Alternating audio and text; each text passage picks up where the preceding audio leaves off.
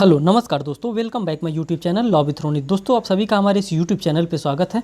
दोस्तों UP PCSJ का admit card अब आ भी चुका है। अब आप लोग तैयार हो जाइए, अपनी कमर कस लीजिए कि एग्जामिनेशन हमको 12 फरवरी 2023 को ही देना है। अब इसमें कोई भी दुविधा नहीं है कि एग्जामिनेशन पोस्टपोन्ड होगा कि इधर उधर होगा। अब एडमिट कार्ड जारी कर दिया जा चुका है आयोग के द्वारा। दोस्तों उसी को ध्यान में रखते हुए आज हम आप लोगों के लिए डायरी प्रोहिबिशन एक्ट जो कि 1961 का ये कानून है, इसी कानून को मैं आज हिंदी में लेकर के आ रहा हूं और साथ साथ इंग्लिश में, मीन्स कि ये बाइलिंगुअल पीडीएफ होगा, बाइलिंगुअल रूप से ये होगा। अभी मैंने अपना डायरी प्रोहिबिशन एक्ट एक कराया है अपने इसी चैनल पे, आप प्लेलिस्ट में उसको भी देख सकते हैं। वो टोटल इंग्लिश में है, लेकिन ये जो क्वेश्चन है ये क्वेश्चन अलग है और ये हिंदी और इंग्लिश इसमें दोनों में ही पीडीएफ है। दोस्तों अगर आपको लगता है कि ये पीडीएफ आपके पास होना चाहिए तो आप टेलीग्राम पर जाकर के लॉ विथ रोनी चैनल को सर्च करके वहां से आप ज्वाइन कर लेंगे, वहां से आपको ये पीडीएफ आसानी से प्राप्त हो जाएगी। दोस्तों बिना देर के हम इस पीडीएफ को स्टार्ट करते हैं। देखिए, डायरी प्रोहिबिशन एक्ट 1961, दहेज प्रतिषेध अधिनियम 1961। दोस्तों ये दोनों लैंग्वेज में पीडीएफ है, इस दोनों लैंग्वेज में पीडीएफ को हम आपके सामने रखने वाले हैं। देखिए पहला क्वेश्चन है, दहेज प्रतिषेध अधिनियम 1961 का किस उद्देश्य के लिए अधिनियमित किया गया था? तो ये किस उद्देश्य के लिए अधिनियमित किया गया था? दहेज का देना या लेना प्रतिबंधित करने के लिए किया गया था। To prohibit giving and taking of dowry के लिए प्रोहिबिट किया गया था, मना किया गया था। क्वेश्चन नंबर सेकंड की हम बात करते हैं। When did the dowry prohibition act 1961 came into force? दहेज प्रतिषेध अधिनियम 1961 कब प्रवर्तन में आया था? तो जो सेकंड का आपका करेक्ट आंसर होगा उसी होगा 1 जुलाई 1961 को ये डायरी प्रोहिबिशन, मीन्स कि 1 जुलाई 1961 को डायरी प्रोहिबिशन एक्ट आया था।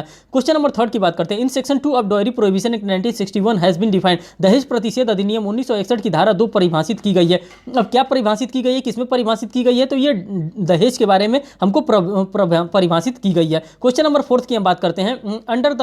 Under the ambit of Dowry Prohibition Act 1961, which of the following has been included in the term dowry? दहेज प्रतिषेध अधिनियम 1961 के अंतर्गत दहेज शब्द में शामिल है। अब दहेज शब्द के अंतर्गत क्या शामिल है? D, money giving by the groom for the sake of marriage of groom with a Dalit daughter. एक दलित द्वारा अपनी पुत्री को वर के साथ विवाह करने हेतु वर द्वारा दिया गया धन, जो वर द्वारा दिया गया धन वही इसके बात कर रहा है। क्वेश्चन नंबर फिफ्थ की हम बात करते हैं। Under the dowry prohibition act 1961 the term dowry means any term of prohibition और वैल्यूएबल सिक्योरिटी देन। दहेज प्रतिषेध अधिनियम 1961 के अंतर्गत दहेज से कोई ऐसी संपत्ति या मूल्यवान प्रतिभूति है। अब इससे कौन सी प्रतिभूति और मूल्यवान? इसका जो करेक्ट आंसर होगा दोस्तों वो डी आपका करेक्ट आंसर होगा। Has been given at the time of marriage और बिफोर और after the solemnisation of marriage और which has been conducted upon the performance of the marriage. विवाह के समय या उसके पूर्व या पश्चात किसी समय विवाह के संबंध में दी गई हो या दी जाने के लिए करार की गई हो, उसी को हम लोग डाउरी कहते हैं, दहेज कहते हैं। या तो विवाह के समय दिया जाता है या तो विवाह के पश्चात दिया जाता है, उसी को हम लोग दहेज डावर कहते हैं। Which of the following is not crime under the dowry prohibition act 1961? दहेज प्रतिषेध अधिनियम 1961 के अंतर्गत कौन सा अपराध नहीं है? क्या अपराध नहीं है? तो इसमें क्या अपराध नहीं है?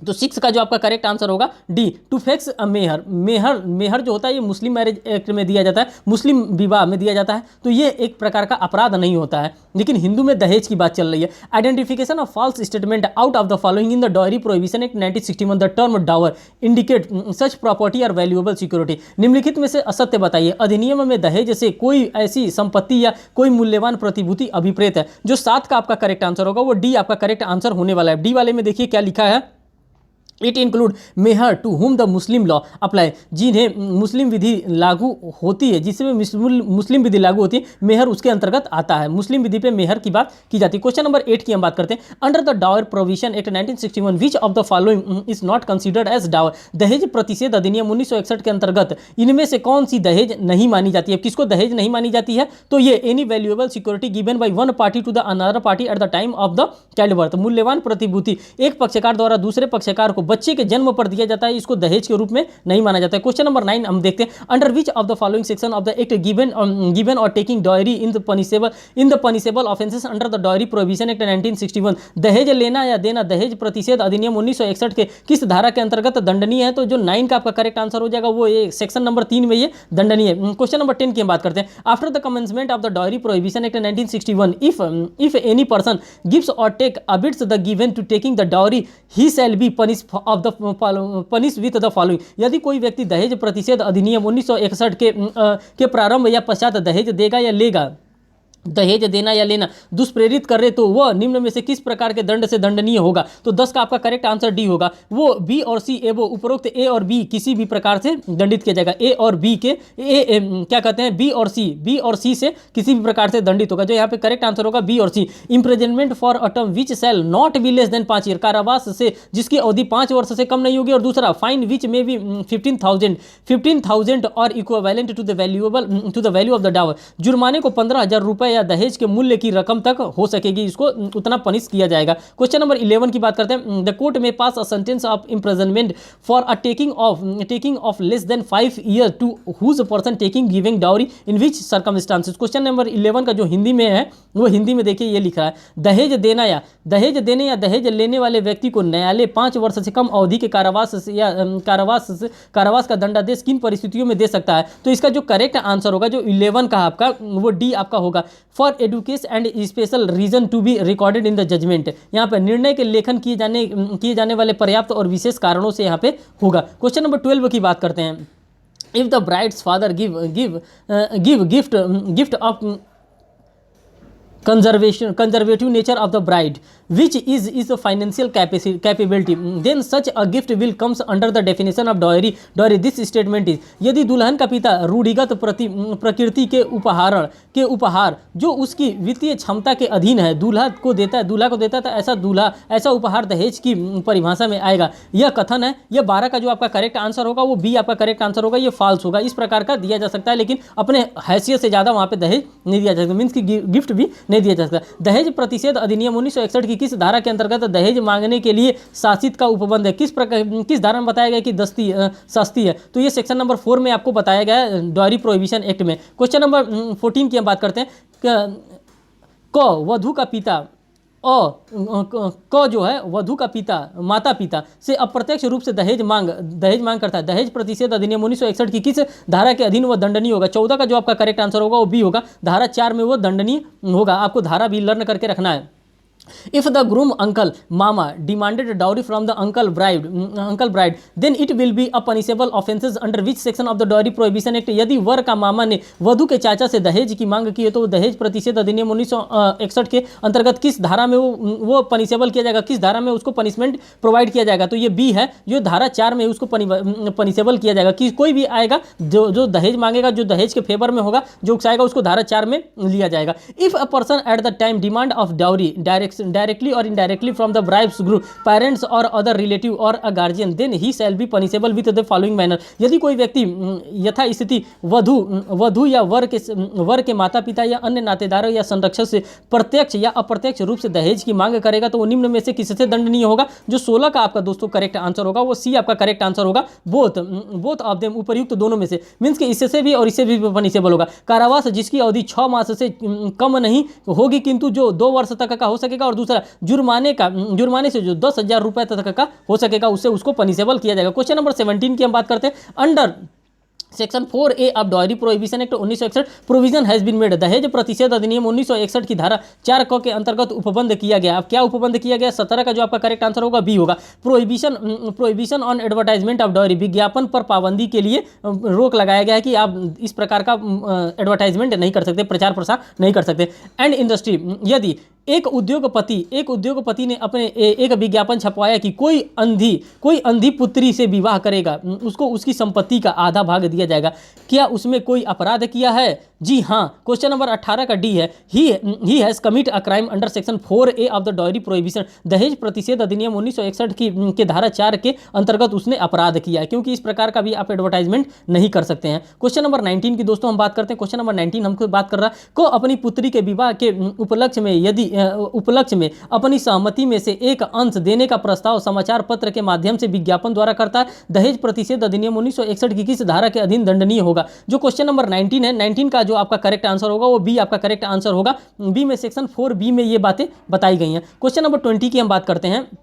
यदि कोई व्यक्ति अपने पुत्र या पुत्री या किसी अन्य नातेदार के विवाह के फलस्वरूप किसी समाचार पत्र, पत्रिका, जर्नल या किसी अन्य माध्यम से अपनी संपत्ति या किसी धन के अंश या दोनों में से किसी कारोबार या अन्य हित में किसी अंश की प्रस्थापना कोई विज्ञापन मुद्रित, प्रकाशित, प्रचलित करेगा तो वह निम्न में से किसके कारावास के लिए दोषित होगा। जो 20 का आपका करेक्ट आंसर होगा वो आपका सी यहाँ पे करेक्ट आंसर होगा। बोथ ऑफ देम, दोनों से पनिशेबल होगा। कौन कौन सा कारावास? जो 6 मास से कम नहीं होगा किंतु 5 वर्ष तक का हो सकेगा, और दूसरा जुर्माने से जो 15,000 रुपए से कम का जो 15,000 रुपए तक का हो सकेगा, दोनों से उसको दंडित किया जाएगा। क्वेश्चन नंबर 21 की बात करते हैं दोस्तों। हम इंग्लिश इसलिए नहीं पढ़ रहे हैं क्योंकि ज्यादा टाइम लग जा रहा है, लेकिन पढ़ दे रहे हैं। Under which section of the dowry prohibition act 1961 the act of taking or giving dowry from the contract to giving take dowry has been declare void. दहेज प्रतिषेध अधिनियम 1961 की किस धारा के अंतर्गत दहेज लेने, दहेज या दहेज देने या लेने के करार को शून्य होना घोषित किया गया है? तो धारा 21 में क्वेश्चन नंबर जो 21 है, 21 का जो आपका करेक्ट आंसर होगा वो बी आपका करेक्ट आंसर होगा। अंडर सेक्शन 5 मीन्स धारा 5 के अंतर्गत ये फॉल करेंगे। क्वेश्चन नंबर 22 की बात करते हैं। An agreement to give take और to take dowry will be, दहेज देने या लेने के लिए करार क्या होगा? दहेज देना है या लेना है, जो करार क्या होता है वो वॉइड होगा। वॉइड कैसा होगा? वॉइड एब इनिशियो होगा, शुरुआत से ही शून्य होगा, क्योंकि दहेज के लिए मना किया गया और दहेज आपको ले रहे हैं, दे रहे हैं, तो ये शून्य होगा। दहेज प्रतिषेध अधिनियम 1961 की किस धारा के अंतर्गत दहेज का पत्नी या उसके वारिसों के फायदे के लिए होना उपबंध है?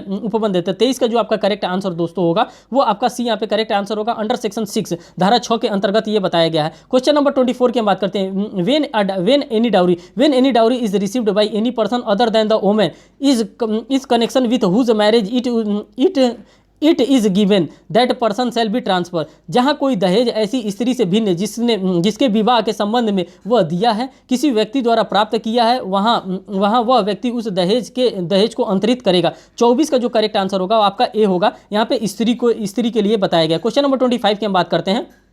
अब देखते जाइए क्वेश्चन कहाँ पूछा है। क्वेश्चन नंबर 25 की बात करते हैं। When any dowry is received by the persons other than the women in connections with whose marriage it is given that person shall be transfer it to. जहाँ कोई दहेज ऐसी स्त्री से भिन्न जिसका विवाह के संबंध में वह दिया गया है, किसी व्यक्ति द्वारा प्राप्त किया जाता है, वहाँ वह व्यक्ति उस दहेज के अंतरित करेगा। अब क्या अंतरित करेगा? 25 का जो करेक्ट आंसर होगा आपका वो डी आपका करेक्ट आंसर होगा। डी वाले में ऑल ऑफ द एबोव की बात कर रहा है। अब दोस्तों सभी को हम पढ़ के आपको बता दे रहे हैं ऑल ऑफ द एबोव क्या कर रहा है। यदि विवाह से पूर्व प्राप्त किया था तो वह विवाह की तारीख के पश्चात 3 माह के भीतर, दूसरी बात कर रहा है, यह विवाह के समय या उसके पश्चात प्राप्त किया तो उसकी प्राप्ति के तारीख के पश्चात के 3 माह के भीतर। और सी में कह रहा है यदि वह उस समय उस स्त्री अवयस्क थी तथा प्राप्त किया था तो वो उसे 18 वर्ष की आयु प्राप्त करने के पश्चात 3 माह के भीतर क्या करेगा? वो उसको प्रोवाइड कर देगा। उसी चीज़ के बारे में यहाँ पे बताया जा रहा है दोस्तों। ठीक, अब हम बात करते हैं नेक्स्ट की। अब नेक्स्ट में देखिए क्या बात कर रहा है। अब यहाँ पे हमारा बात कर रहा है क्वेश्चन कौन सा आ रहा है। अभी क्वेश्चन नंबर 26 की हम बात करते हैं। क्वेश्चन नंबर 26 में क्या कर रहा है?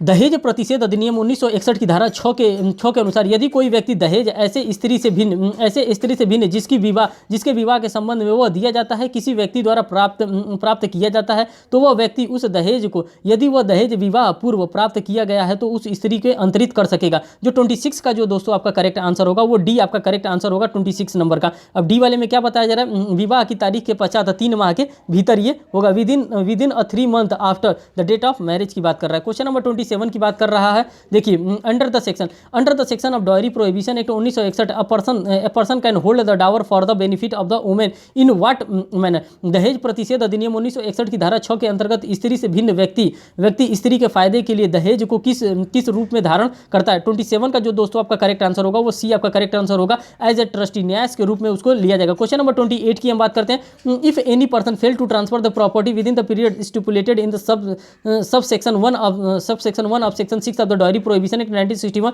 Then he shall be punished with. यदि कोई व्यक्ति दहेज प्रतिषेध अधिनियम 1961 की धारा 6 उपधारा 1 द्वारा अपेक्षित संपत्ति का विनिर्दिष्ट परिसीमन काल के भीतर अंतरण करने में असमर्थ रहेगा तो वह दंडनीय होगा। किस चीज से दंडनीय होगा? 28 का जो आपका करेक्ट आंसर होगा वो सी होगा। वो तो दोनों में से क्या है? ए और बी से। ए में क्या दिया है? कारावास से जो 6 मास से कम का नहीं हो सकेगा किंतु 2 वर्ष का हो सकेगा। और दूसरा बताया जुर्माने से जो 5,000 रुपए से कम का नहीं होगा किंतु 10,000 रुपए तक का हो सकेगा। Question number 28। क्वेश्चन नंबर 29 की हम बात करते हैं। देखिए under subsection 1 of section 6 of the dowry prohibition 1961, if the woman entitled to receive the property dies before receiving it, them among the following will be entitled to claim the property from the property holder person. दहेज प्रतिषेध अधिनियम 1961 की धारा 6 उपधारा 1 के अधीन किसी संपत्ति की हकदार स्त्री की उसे प्राप्त करने से पूर्व मृत्यु हो जाती है तो कौन संपत्ति धारण करने वाले व्यक्ति को उसके दावे करने का हकदार होगा। क्वेश्चन नंबर 29 का जो करेक्ट आंसर होगा ए होगा, heirs of the women,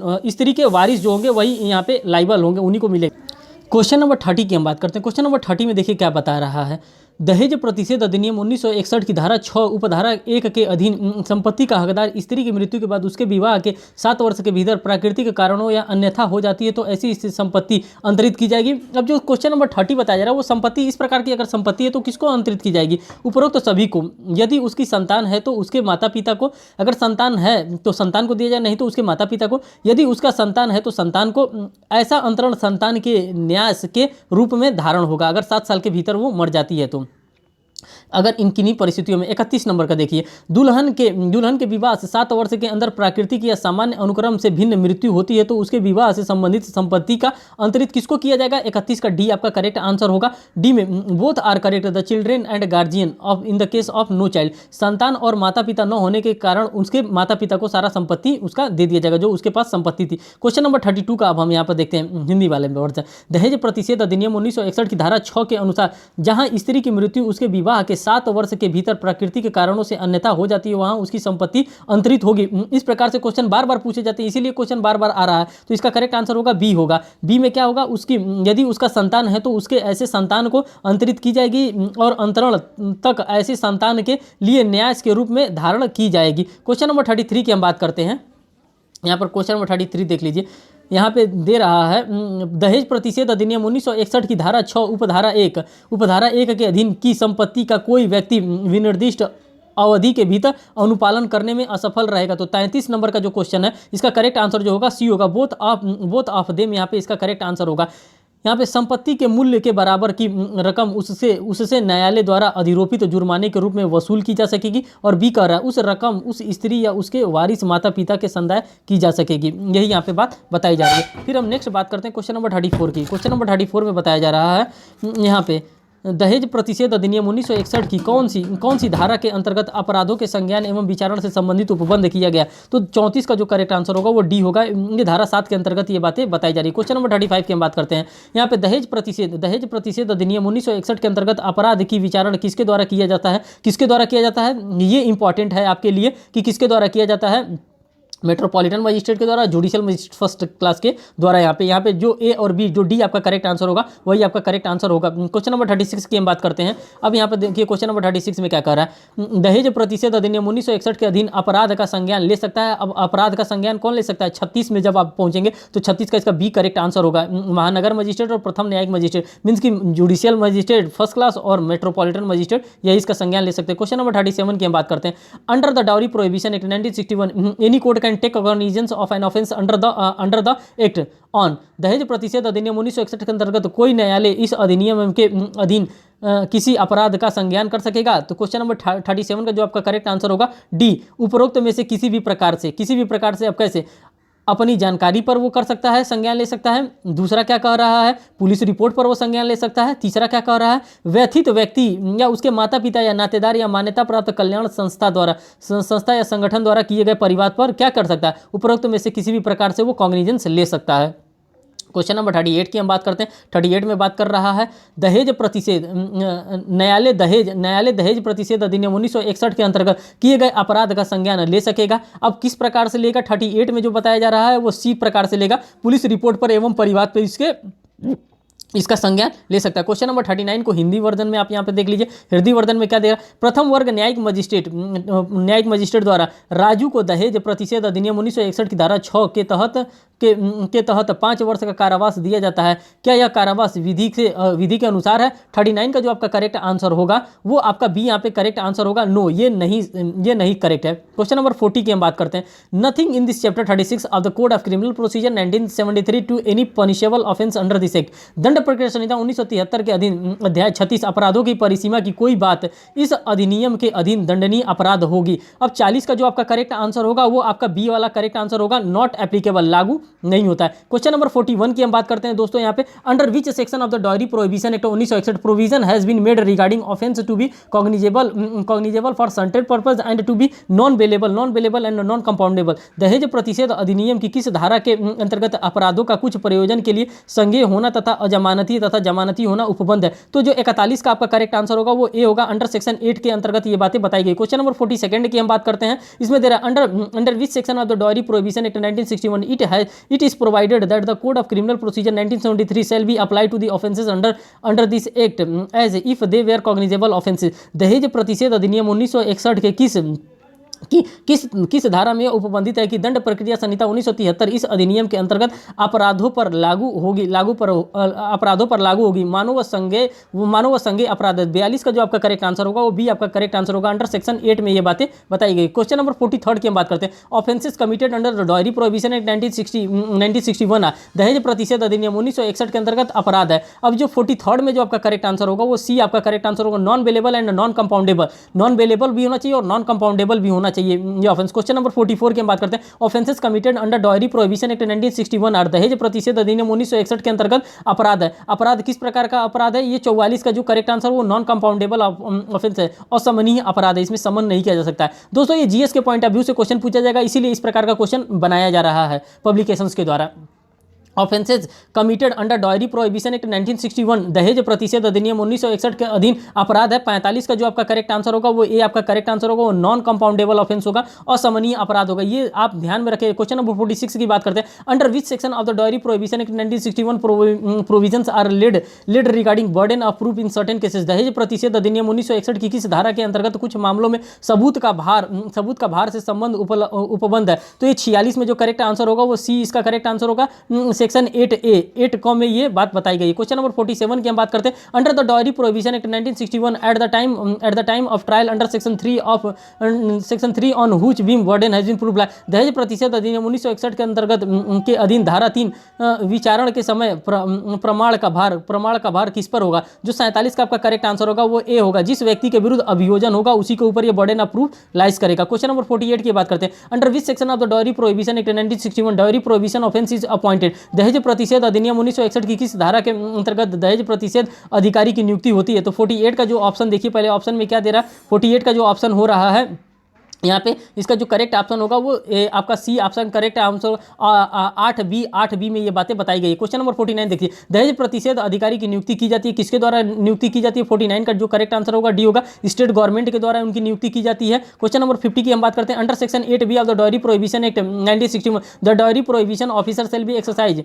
which of the following powers and function. दहेज प्रतिषेध अधिनियम 1961 की धारा 8 ख के अंतर्गत दहेज प्रतिषेध अधिकारी किन शक्तियों एवं कृत्यों का पालन करेगा? 50 का जो आपका करेक्ट आंसर होगा वो डी आपका करेक्ट आंसर होगा, ऑल ऑफ द एबोव में है। यह देखना होगा कि अधिनियम के उपबंध का पालन किया जाता है। बी में यह दहेज देने या लेने को दुष्प्रेरित करने या दहेज मांगने को रोका जा रहा है। और थर्ड में क्या बात की जा रहा है, अपराध करने वाले व्यक्तियों के अभियोजन के लिए ऐसा साक्ष्य एकत्र करना आवश्यक हो जाता है। क्वेश्चन नंबर 51 की हम बात करते हैं दोस्तों, यहाँ क्वेश्चन नंबर 51 में देखिए, दहेज प्रतिषेध अधिनियम को इस अधिनियम के अधीन कृत्यों के दक्ष पालन में सलाह और सहायक के प्रयोजन के लिए एक सलाहकार बोर्ड की नियुक्ति कौन करेगा? अब यहाँ पे बोर्ड की नियुक्ति कौन करेगा? 51 का जो आपका करेक्ट आंसर होगा वो ए, ये सारा काम स्टेट गवर्नमेंट के द्वारा, राज्य सरकार के द्वारा कराया जाएगा। क्वेश्चन नंबर 52 की हम बात करते हैं, advisory board of constitution under the section 8 B sub clause 4 of the act shall be comprises on. अधिनियम के धारा 8 खंड 4 के अधीन गठित सलाहकार बोर्ड का निम्न में से कौन गठन करेगा?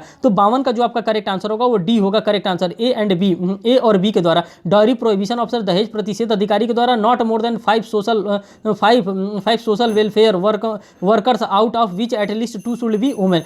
5 से अधिक समाज कल्याण कार्यकर्ता जिसमें कम से कम 2 महिलाएं होनी चाहिए, वही मिलकर के इसका निर्माण करेंगे इस बोर्ड का। क्वेश्चन नंबर 53 की हम बात करते हैं, under which of the section of the dowry prohibition act 1961 the central government is empowered to make rule. दहेज प्रतिषेध अधिनियम 1961 की कौन सी धारा के अधीन केंद्र सरकार को नियम बनाने की शक्ति प्रदान की गई है? 53 में जो आपका करेक्ट आंसर होगा वो ए होगा, सेक्शन 9 में ये बातें बताई गई। क्वेश्चन नंबर 54 की हम बात करते हैं, दहेज प्रतिषेध वर वधु भेंट सूची नियम 1885 कब प्रवृत्त हुआ था? तो ये जो 54 का जो आपका करेक्ट आंसर होगा ये बी आपका करेक्ट आंसर होगा, 2 अक्टूबर 1985 को ये कंप्लीट हुआ था। क्वेश्चन नंबर 55 की हम बात करते हैं, in dowry prohibition, groom bride, gift list rule 1985, how many rules in incorporated, दहेज प्रतिषेध, वर वधु भेंट सूची नियम 1985 में कितने नियम है। तो ये जो 55 का जो आपका करेक्ट आंसर होगा, यहाँ पे 2 नियम के बारे में यहाँ पे बताया गया। क्वेश्चन नंबर 56 की हम बात करते हैं। क्वेश्चन नंबर 56 में ये बताया जा रहा है निम्नलिखित में से कौन सा कथन गलत है। अब इसमें से कौन सा कथन गलत है? जो 56 का आपका करेक्ट आंसर है तो सी वाला है।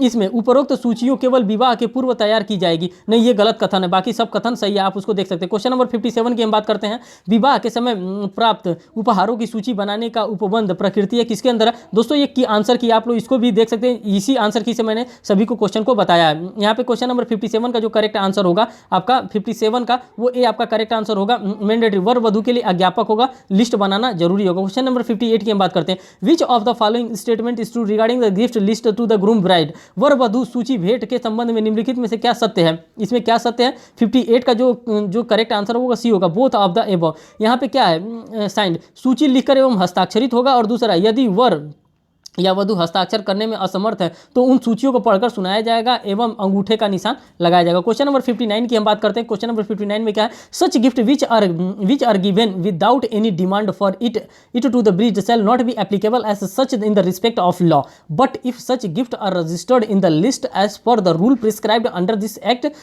Then such gift shall come into ambit of dowry under the dowry prohibition act. ऐसे भेंट को जो वधु को विवाह के समय उन उन्मुक्त कोई मांग किए बिना दी जाती है उससे संबंध लागू नहीं होगा, परंतु यदि ऐसी भेंट इसमें अधिनियम के अधीन बनाए गए नियमों के अनुसार रखी गई सूची में दर्ज की जाएगी तो यह भेंट दहेज प्रतिषेध अधिनियम के तहत दहेज की परिधि में आएगी। इसका जो 59 का जो लास्ट है इसका जो करेक्ट आंसर होगा वो बी आपका करेक्ट आंसर होगा, बी यहाँ पे जो होगा इसका बी करेक्ट आंसर होगा। दोस्तों इस सेशन में इतना ही क्वेश्चन था 59, तो क्वेश्चन था जो सभी 59 क्वेश्चन को मैंने यहाँ पे कंप्लीट करा दिया। दोस्तों अब नेक्स्ट सेशन जो भी होगा वो मैं बहुत जल्दी आपके पास लेकर के आने वाला हूँ। दोस्तों इस वीडियो को वॉच करने के लिए बहुत बहुत धन्यवाद। Thank you.